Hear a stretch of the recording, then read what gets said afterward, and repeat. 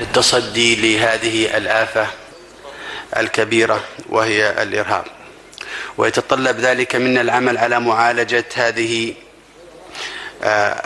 الآفة التي دمرت وتدمر الأنفس والممتلكات في كل الدول. وهناك لا شك أيها الإخوة دور محوري للإعلام العربي في مواجهة الإرهاب ومحاربته وبيان آثاره التخريبية، والعمل على محاولة حماية مجتمعاتنا وشعوبنا من الوقوع في حبائله. أيها الأخوة، لقد شهد العام الماضي العديد من الهجمات الإرهابية التي راح ضحيتها المئات من الضحايا الأبرياء سواء في العالم العربي أو في دول أخرى. لذلك تقع على إعلامنا العربي اليوم مسؤولية عظيمة في إنقاذ الأرواح وحفظ الممتلكات عبر تنفيذ برامج توعوية وتثقيفية للتخلص من هذه الظاهرة الخطيرة المدمرة والتي تبث سمومها واصطياد ضحاياها من أبنائنا وبناتنا. أصحاب المعالي، لم تألو المملكة العربية السعودية جهدا في التصدي لظاهرة الإرهاب، وكذلك التعاون مع الجهات ذات العلاقة دوليا وإقليميا للحيلولة دون تفاقم الإرهاب ماديا وفكريا وإعلاميا. فمنذ عام 1995 والمملكة في مواجهة وتحدي مع هذا العدو اللدود، بعد أن وصلت قدم الإرهاب إلى تفجير العليا في الرياض والذي راح ضحيته العشرات من الأبرياء. وفي عام 1996 أيضا ضرب الإرهاب المملكة العربية السعودية في منطقة الخبر وراح ضحيته أيضا العديد من الضحايا الأبرياء. لذلك فقد حرصت المملكة العربية السعودية أن تساهم باستمرار في كل جهد من أجل الحفاظ على الأرواح ومكافحة الإرهاب، فقامت باستضافة أولا المؤتمر الدولي لمكافحة الإرهاب في عام 2005، ثم قامت بإنشاء مركز الأمم المتحدة لمكافحة الإرهاب في 2011. قامت المملكة بعد ذلك في عهد الملك سلمان بن عبد العزيز بإنشاء التحالف الإسلامي العسكري لمحاربة الإرهاب.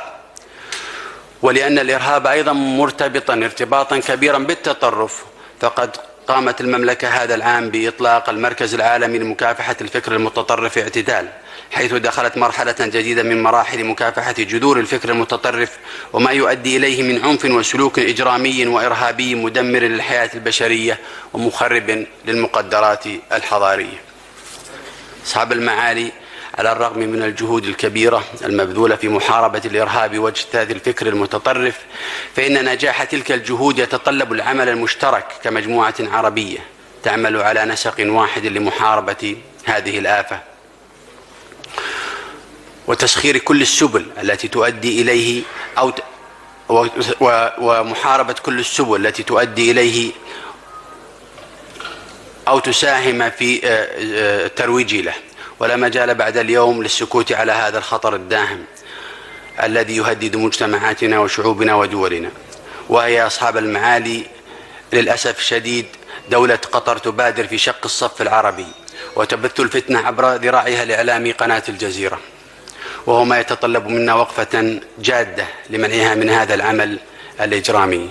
إن قناة الجزيرة ليست كما يروج لها الأخوة في قطر وغيرها أنها تعبر عن حرية الرأي، فنحن نعرف والجميع يعرف ما هو حرية الرأي، إنما هي قناة للشر وزرع الفتنة ودعم الإرهاب والتطرف وجلب الدمار والخراب والتلاعب بالقيم الإعلامية لخدمة الأجندة العدائية للحياة والسلام.